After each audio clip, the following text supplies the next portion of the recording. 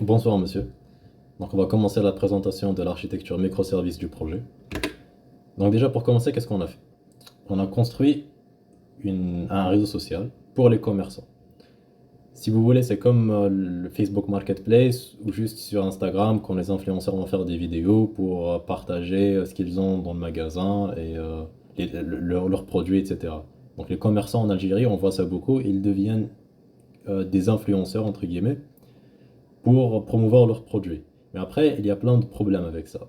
La livraison n'est pas réglée, le paiement aussi. Après, ils doivent aller voir des agences pour les aider au lieu de contacter ces services-là directement. Et puis après, les agences, ils vont avoir un pourcentage avec eux. C'est tout un problème. Donc, la plateforme va régler ce problème-là. C'est ça le cas métier. La division des microservices est justement faite à partir de ces métiers-là. Donc, si on va voir ici, dans le rapport, on peut voir que la division des métiers est faite selon la responsabilité métier.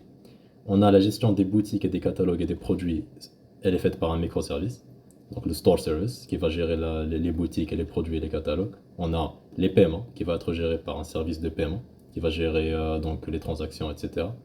On a le delivery qui va gérer la logistique et les expéditions, les livraisons, etc. Il va le suivi des paquets, etc. Et après, on a des services du côté back-end, si vous voulez, ou du côté plus informatique. Donc, on a le service utilisateur qui va gérer l'authentication ainsi que les rôles et les permissions. On a aussi un autre service social qui va gérer les profils, les likes, les commentaires, et tout ce qui est dans un réseau social. Mais après, il y a un problème avec ça. Parce que chaque service est indépendant, chaque service a sa propre base de données, aucun service n'a accès à un autre service directement, il doit passer par les endpoints REST qui sont exposés par ce service-là. Et ça va causer des problèmes. Parce qu'après, comment on va gérer le cas le plus simple de ce problème-là, c'est l'authentication. Comment est-ce qu'on va faire l'authentication? Parce que après, si à chaque requête de la front-end, je dois vérifier je dois lancer, si chaque requête de la front-end va engendrer une autre requête vers le service users, ça va causer un problème. Parce que après, chaque requête va en valoir deux et c'est pas très optimisé. Donc, on a opté pour utiliser les requêtes JWT.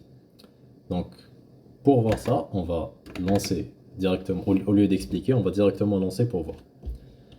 Donc on va déjà commencer ici, on a quatre panels, un pour chaque service. Donc on va lancer le service utilisateur, on va déjà aller dans le, le répertoire utilisateur et on va lancer le service dans le port 8000.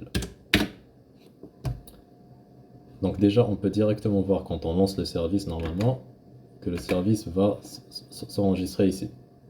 Voilà, dans Consul. Le service va automatiquement s'enregistrer dans Consul. Donc ça c'est juste, on va parler de Consul plus en détail plus tard dans la vidéo. Mais pour l'instant on peut voir que le service est lancé. Si on va voir dans Bruno, qui est un client API comme Postman, mais en mieux, on peut voir ici, si je tente de faire une authentication, un login, j'obtiens un retour avec un access token. Si je prends cet access token et que je vais dans un... Donc déjà on peut voir ici qu'on a le fait chez le access que vous le savez.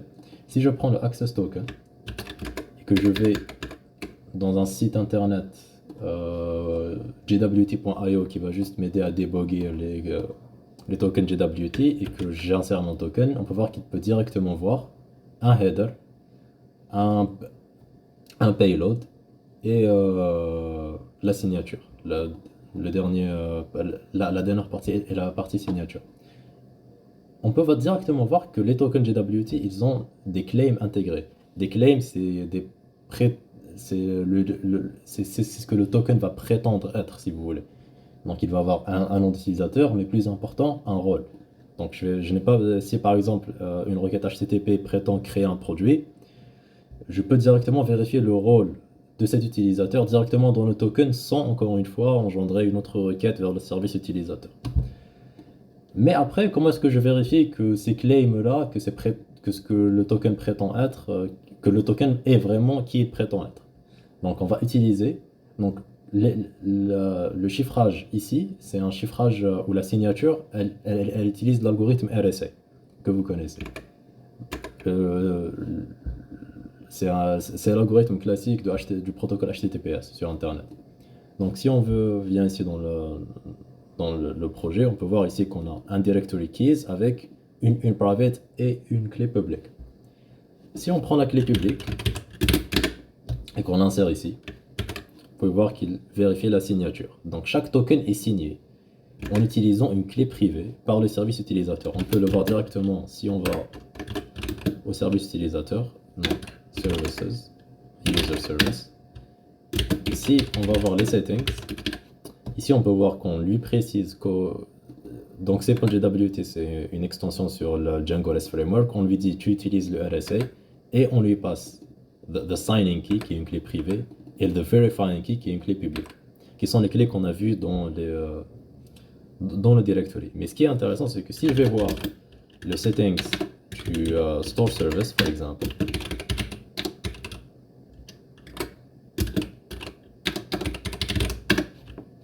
tout en bas, on a également une configuration du simple JWT, mais on ne lui passe pas la clé privée. Donc, il ne peut pas forger des tokens. Il n'y a que le service users qui peut créer des tokens.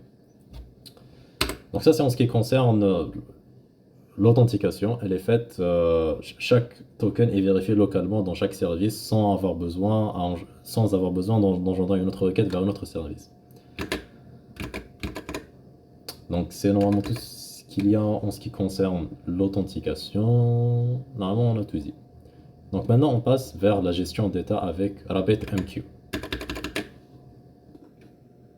Oui, alors, donc au-delà de l'authentication, on a un deuxième problème quand on choisit de créer une architecture microservice, c'est la cohérence de l'état, state consistency.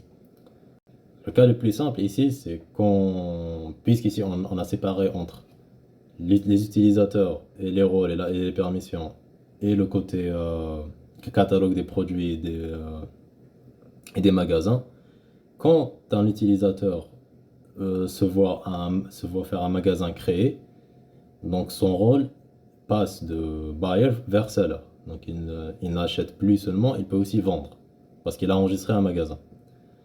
Et donc comment gérer comment avoir un état de l'application cohérente? Eh ben, on va utiliser RabbitMQ ici. La communication va être asynchrone sur la plupart des produits. La communication va être la plupart de la cohérence va être garantie par une communication asynchrone en utilisant RabbitMQ. Donc ici, comment ça marche? On peut voir ici que quand le store service va créer une boutique, il va publier un événement store created et le user service va consommer l'événement. Donc on va voir ça directement en action. On va lancer le store service. Donc ici on a le user service on va lancer le user service ici. Quoique on n'a pas vraiment besoin de le lancer, mais pourquoi pas. On va venir ici, on va lancer le store service. On n'a pas vraiment besoin de lancer le store service. On a juste besoin de créer des stores ici. Donc on va voir juste pour voir ce que ça va faire. On va venir ici. Donc ici on va créer des magasins pour chaque utilisateur. Donc ici, si on vient ici vers la base de données, on peut voir que tous les utilisateurs sont des buyers. Et chacun de ces utilisateurs va se voir créer un magasin dans le store service. Et on devrait voir le rôle de ces utilisateurs change. Donc, si je viens ici, vers le user service, donc ici j'ai deux panels, j'ai deux windows, un pour les serveurs Django et un pour les serveurs de consommation. Parce que oui, on aura besoin d'un serveur de consommation pour chaque consommateur qu'on veut implémenter. Ici on a le store service, mais le consommateur c'est le user service. Donc on va aller voir comment est-ce qu'il va consommer. Donc on va aller voir l'événement. Donc ici on peut voir ici qu'on a l'événement et il va tout simplement se connecter à RabbitMQ.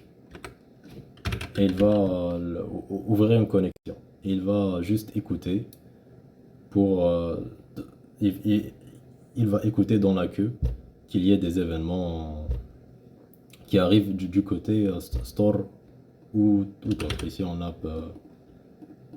deux types d'événements. On a store created et on a payment released dans le côté utilisateur. Donc on va lancer ça. On va venir ici, on va lancer le consume events et on va attendre pour les événements de consommation. Et puis on va venir ici et on va créer les utilisateurs qu'on a vus tout à l'heure. On va créer ces utilisateurs là. Donc on va créer par exemple pour ce premier utilisateur, il va se voir créer un magasin Roiba Market et donc il va voir son rôle être promu. Donc si on lance le script de création ici, on va d'abord aller vers le store user et puis on va lancer le script. On peut voir ici dans le consumer, normalement on devrait voir le rôle des utilisateurs être promu. Et pour illustrer ça d'une manière beaucoup plus stylée, hein, comme ils disent, on va stopper ce serveur, on va réinitialiser la base de données. Donc ici, les utilisateurs sont toujours des buyers parce qu'on a réinitialisé la base de données. Et je ne vais pas lancer le service consommateur et je vais lancer le script qui va donner les rôles, qui va créer les magasins et donc promouvoir le rôle des owners des magasins. Donc si je viens ici et que je lance le script,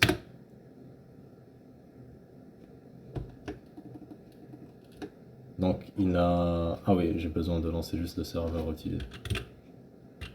J'ai besoin de lancer le serveur ici. Ça c'est le serveur Django, c'est pas le serveur de consommation.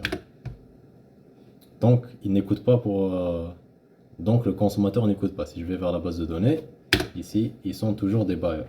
Ils n'ont pas été promus. Donc si je viens ici et que je lance la consommation, on peut voir qu'ils sont promus. Et donc si je viens vers la base de données que je relance la query, le rôle a été changé vers seller. Ce qui est asynchrone. Le service user n'était même pas en état de consommation quand ces requêtes ont été faites. Ce qui prouve que c'est bel et bien asynchrone. Donc ça c'est le premier côté de la communication asynchrone. Mais il y a aussi d'autres aspects. Par exemple, il y a certains services qui sont très fortement couplés à d'autres services. Par exemple, le service social. Le service qui va gérer le côté social media. Il a besoin des noms d'utilisateurs, il a besoin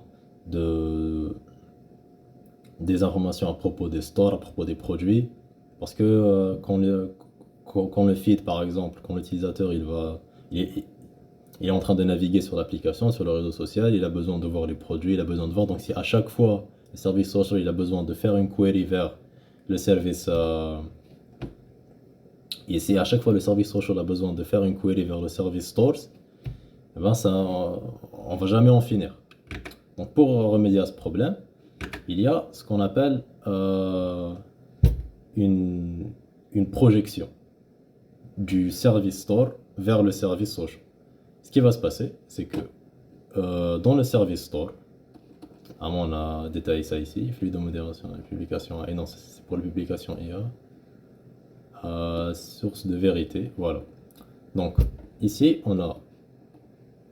il n'y a pas de requête HTTP synchrone, mais il y a une projection de la base de données.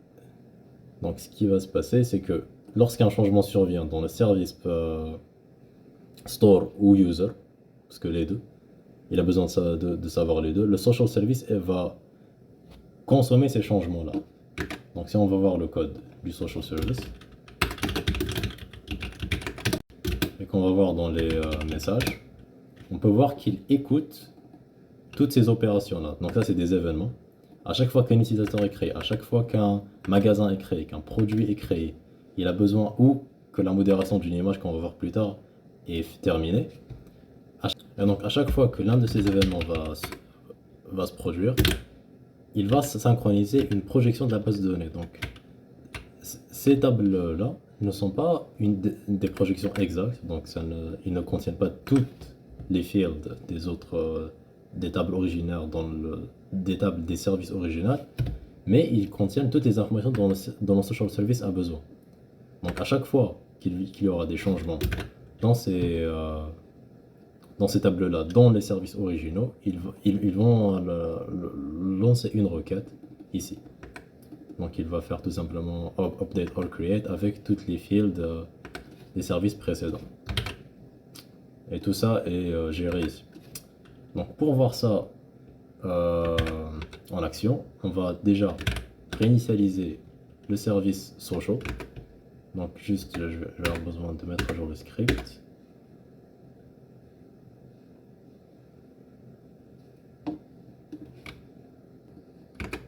Donc on va complètement réinitialiser la base de données et refaire la migration du social service.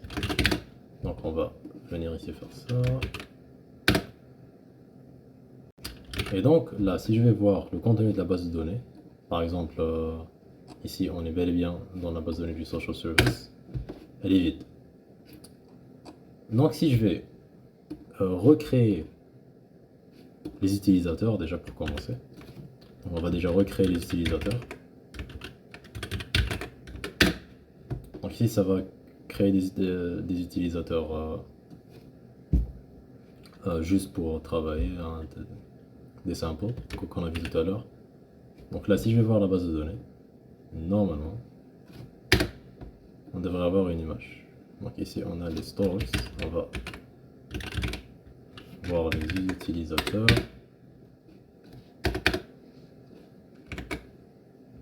Bon, ouais, on n'avait pas lancé le consommateur du social. Donc je vais juste le lancer ici. On va juste consommer et normalement directement, rien qu'en le lançant, on devrait voir un changement dans la base de données ici. Voilà. Donc ça prouve encore que c'est asynchrone parce que le consommateur n'était même pas lancé. Donc voilà, ici on a l'utilisateur et c'est la même chose arrive dans le service user. Si je relance la création de la base de données, bon, ça c'est juste pour qu'il puisse associer le username au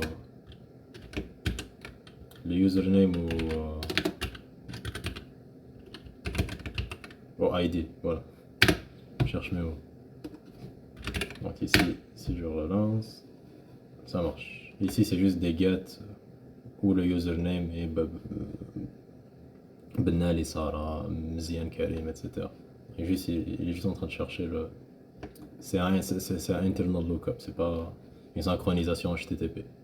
Donc c'est pas quelque chose qui va arriver en production, c'est juste au cours de développement pour avoir une base de données locale, juste pour tester.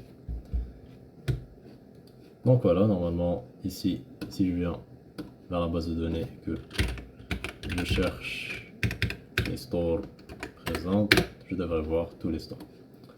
Donc c'est une image locale locale dans le social service des autres services, ou au moins des informations dont il a besoin. C'est pas une projection de tout ce qu'il y a dans les autres services, mais c'est ce dont il a besoin temporairement.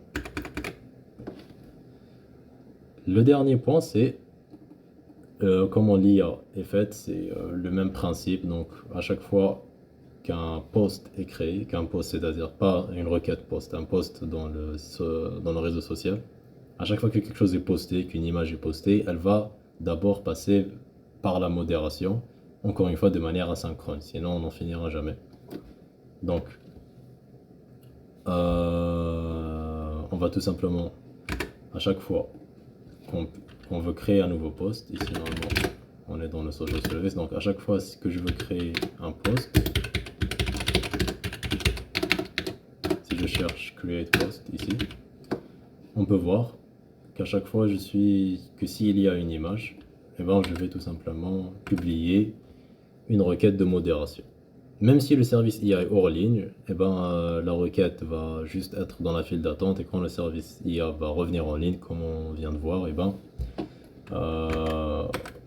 l'image va être modérée. On peut tester ça dans Bolono. Donc on peut venir ici, on peut lancer cette image-là, donc qui est bon, qui est naviguer ici. Donc cette image-là, military armed with handguns. Et donc on peut bien voir ici qu'il y a bel et bien une arme à feu, ce qui n'est pas censé être vendu dans notre service au moins. Donc si je lance le serveur Django du social service, on va juste lancer le serveur. Et puis ici c'est bien le port 8002. On va voir les ports avec trafic, comment ils sont gérés plus tard. Donc ici si je lance la requête, j'ai besoin de refresh le token. On va revenir ici. Si on lance la requête, on peut voir que ça a bel et bien été créé. Et dans les logs, on devrait voir quelque chose. Quelque chose se passait. Le consommateur n'est même pas lancé.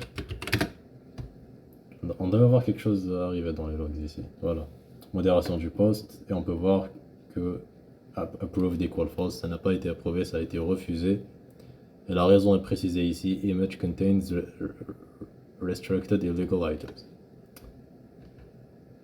Donc voilà. C'est en ce qui concerne le service IA, le fonctionnement du service IA. On va parler de la front-end juste après. On a bel et bien créé une front-end. Juste, on fait beaucoup de code et de back-end parce que ces choses-là ne se voient pas forcément sur l'interface.